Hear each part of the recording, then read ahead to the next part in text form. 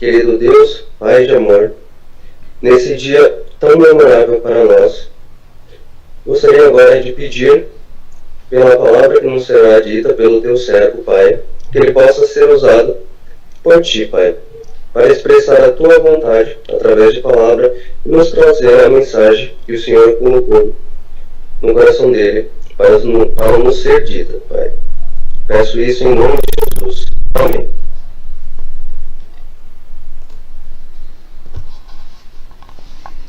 Amém. Antes de começar a meditação dessa tarde, já início de noite, gostaria de agradecer a todos, que nos assistem pelo Facebook, também por cada um que aqui está presente, Jefferson, a Rebeca, acho que o Yuri está ali atrás, não sei se o Eric está aí também, o Akira, o Leônio, amém? Presbítero Neucir, irmã Lourdes, presbítera Valéria, Priscila, não sei se a Giovana está também com o Mateus, todos saúdo vocês com a paz do nosso Senhor Jesus, amém? Hoje não seria diferente, a escolha do texto que foi lido, dos textos que foram lidos nesse primeiro momento com a irmã Lourdes e depois com o irmão Leônio, falam exatamente do sepultamento, da dor, da morte de Jesus. E as últimas horas de Jesus foram carregadas de momentos intensos. E eu gostaria de, nesse instante, conversar com cada um de vocês sobre esses momentos que foram muito intensos pelo Senhor. Primeiro, logo de cara, a Santa Ceia, a última ceia registrada na palavra, onde Jesus está apresentando então para os seus discípulos aquilo que ainda iria acontecer sobre a entrega do teu corpo e do teu sangue em remissão dos nossos pecados. E aquela ceia, aquele ato de fé que até hoje nós repetimos com o mesmo entusiasmo e com a mesma fé que os cristãos do primeiro século assim também celebravam a Santa Ceia, celebravam esperando a vinda iminente de Jesus.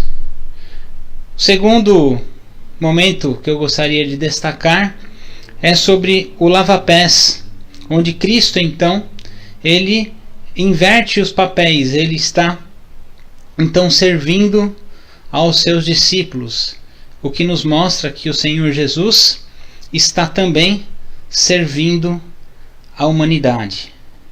Ele é o Cordeiro que vem para servir. Jesus sim serviu a cada um de nós quando se entregou na cruz para perdoar os nossos pecados. A oração do jardim do Getsêmani, como não se lembrar, não é mesmo? No momento onde Jesus está então triste, com o seu coração entristecido por aquilo que há de acontecer, pede para que os seus discípulos orem com ele, e os discípulos não conseguem fazer a oração e dormem, e ele se incomoda com aquela situação e pede para que os discípulos novamente estejam orando em oração. E esse momento é muito impactante quando nós lemos a palavra de Deus e entendemos ainda o que irá acontecer. O julgamento de Jesus, como é para ouvir daquele que vai se entregar e vai morrer, certamente, mas eu imagino no olhar humano, na perspectiva humana, como deve ser difícil ser rejeitado por aqueles que é o seu povo, judeus, irmãos, pessoas que deveriam fazer de tudo para que ele não fosse crucificado. Ainda que sabemos que é a promessa de Deus, ou era a promessa de Deus para que isso de fato acontecesse, mas penso eu como Jesus deve ter ficado chateado em não ter sido escolhido pelo teu povo, na parte humana, como também muitas das vezes isso ainda pode acontecer no meio de nós. mas Jesus ele foi trocado por um ladrão. Isso é importante nós não esquecermos, né? Isso é algo muito ruim. Jesus ele foi trocado por uma pessoa que em escala de prioridade, vamos dizer assim, era muito pior do que Jesus. A coroação de Jesus, ela acontece de uma forma muito dolorosa. Jesus é anunciado o rei dos judeus, sim, mas em uma forma de deboche. Jesus é anunciado como o rei dos judeus, mas com uma coroa de cruz, não, uma coroa de espinhos.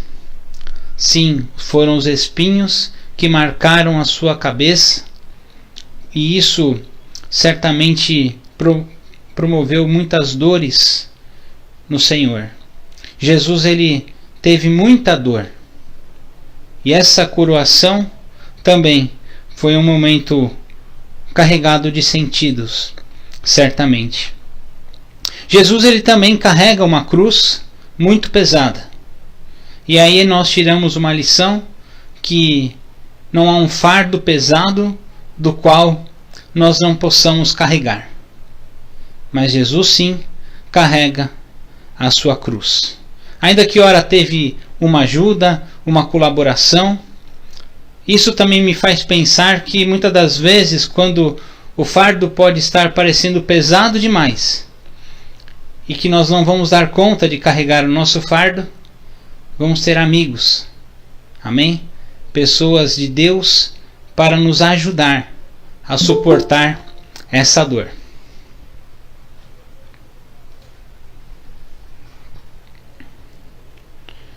Os açoites. Jesus foi maltratado. Bateram em Jesus. Machucaram ele. Ele teve sede e ao invés de darem água, deram azeite. Quanta humilhação passou o nosso Senhor.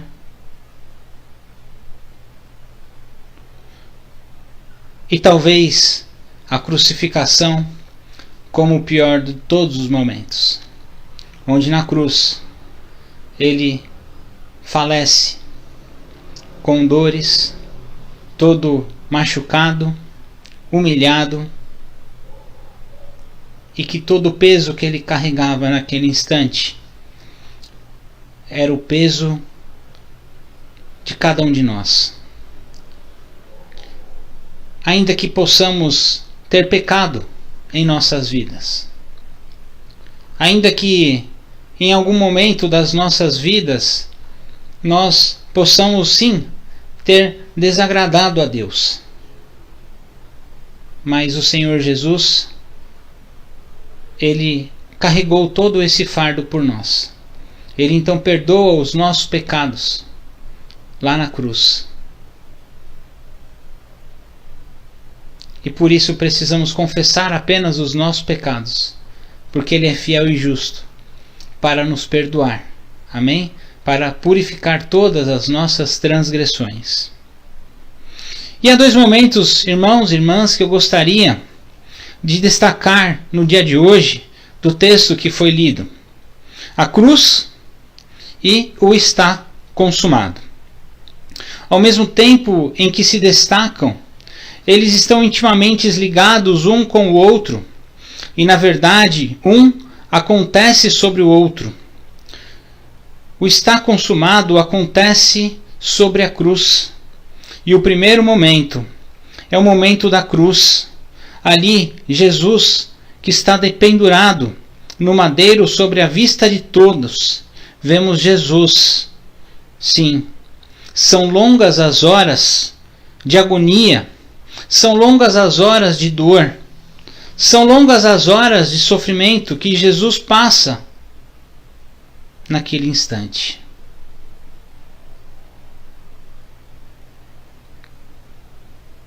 Não há esperança,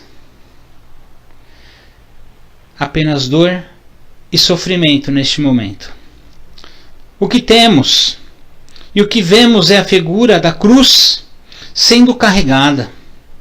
A centralidade deste momento sim é a cruz, uma centralidade de dor, uma centralidade de sofrimento, uma centralidade de morte.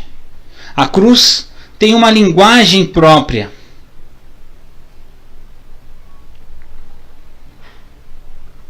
Mas a cruz tem o seu lugar reservado. A cruz está, sim, reservada para nós na história. E assim também como a cruz, que ela traduz, mesmo sem que seja pronunciada, qualquer palavra sobre a mesma. Mas o apóstolo Paulo, em Coríntios, na primeira epístola, na primeira carta, capítulo 1, versículo 18, diz que a centralidade da palavra é a cruz. E essa centralidade da palavra é loucura para os que se perdem, mas para nós, que somos cristãos, amém? Para cada um de nós que estamos ouvindo essa mensagem no dia de hoje, que somos salvos pelo poder de Deus. E quando olhamos para a cruz, podemos ver duas vigas que se cruzam umas com as outras. Uma extremidade da viga vertical aponta para cima, está apontada para o céu, como se descobrisse o lugar de onde veio o Messias, o Salvador, o nosso Redentor. Sim, Jesus, Filho de Deus, veio para perdoar os nossos pecados.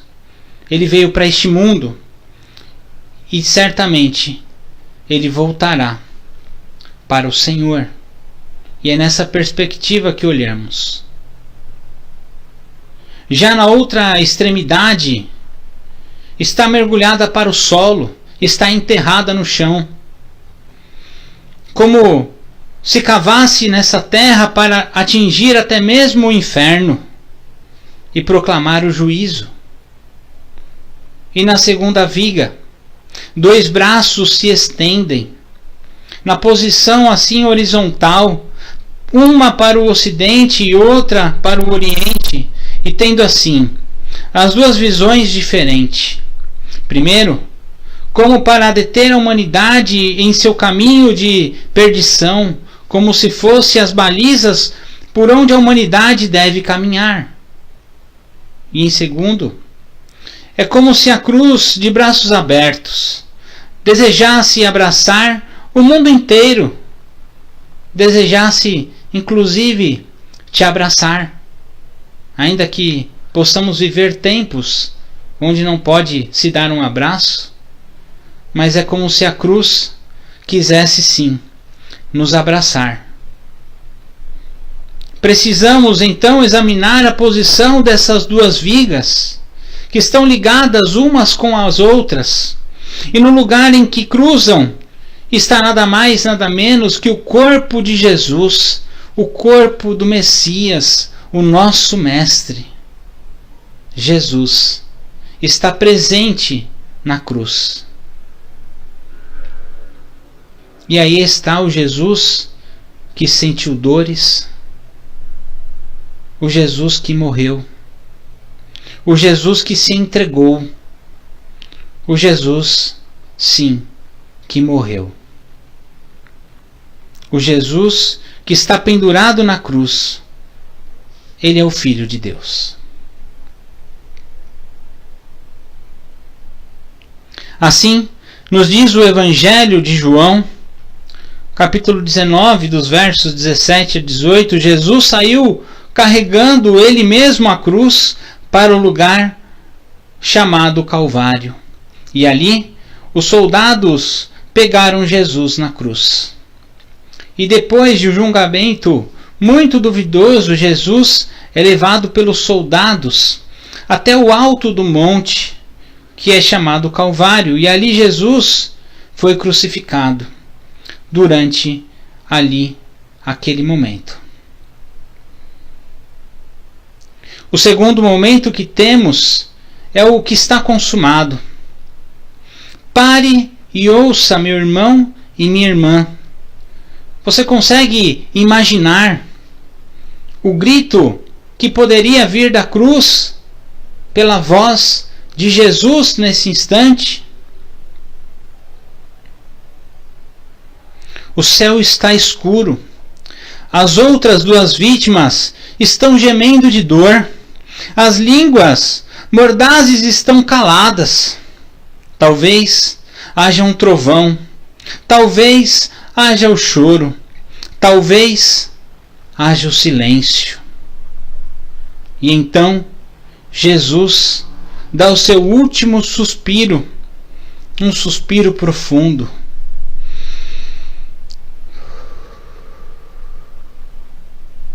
E empurra os seus pés para baixo, naquela cruz.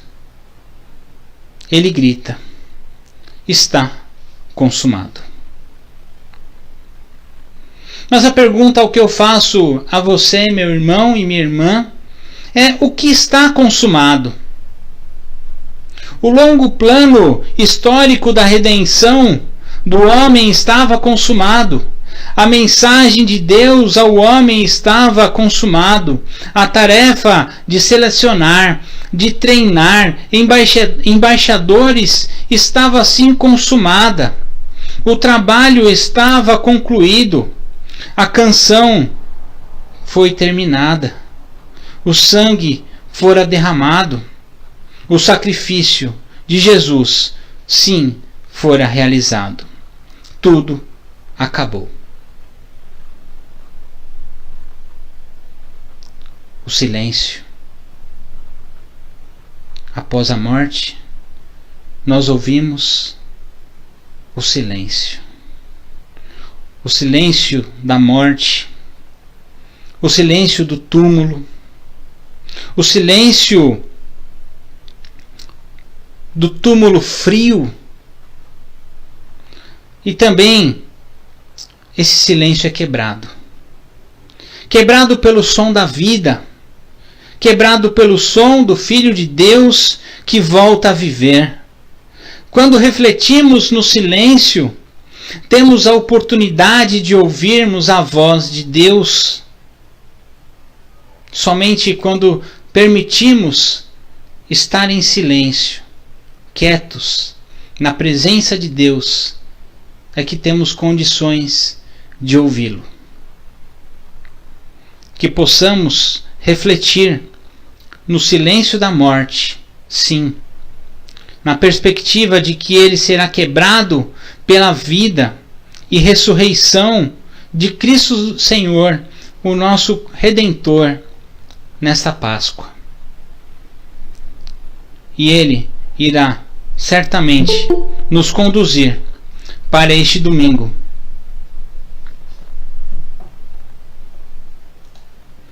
para celebrarmos a Páscoa cristã.